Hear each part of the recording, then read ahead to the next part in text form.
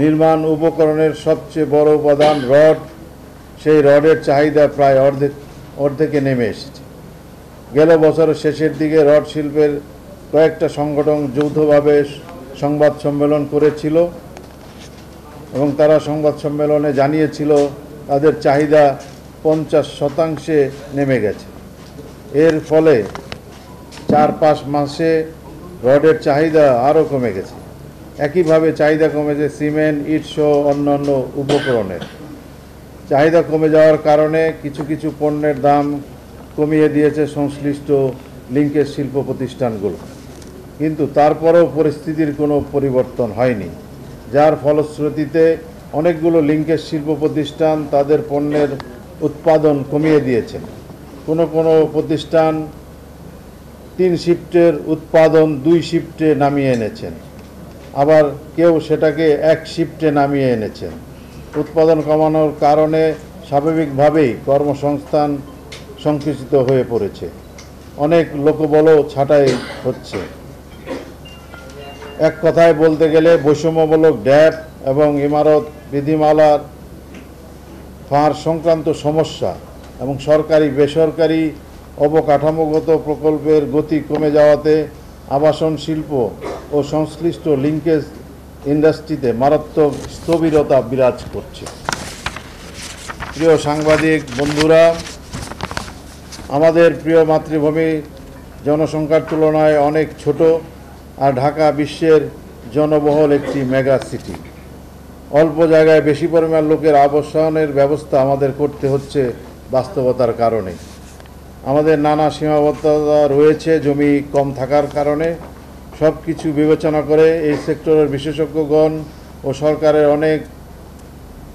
সরকার নিজে অনেক যাচাই বাছাই করে ঢাকা মহানগর ইমারত নির্মাণ বিধিমালা 2008 জারি করেছিলেন।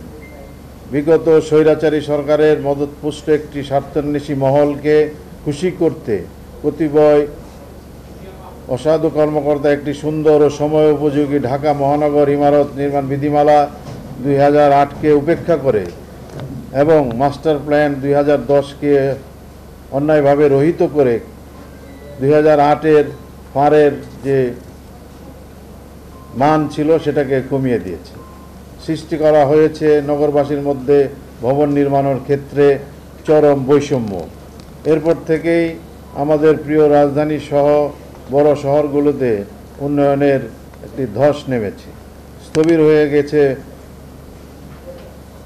আবাসন সংশ্লিষ্ট লিঙ্কেজ শিল্পগুলো, যা একটি ব্যাপক প্রভাব দেশের সার্বিক অর্থনীতিতে পড়েছে। এই খাতের স্থবিরতা না কাটলে সরকার রাজস্ব অনেক কমে যাবে এবং লক্ষ লক্ষ নাগরিক বেকার হয়ে যাবে। এইসব বেকার নাগরিক জড়িয়ে পড়বে বিভিন্ন অপকর্মে, ফলে আইন শৃঙ্খলাতে এর একটি নেতিবাচক প্রভাব পড়বে।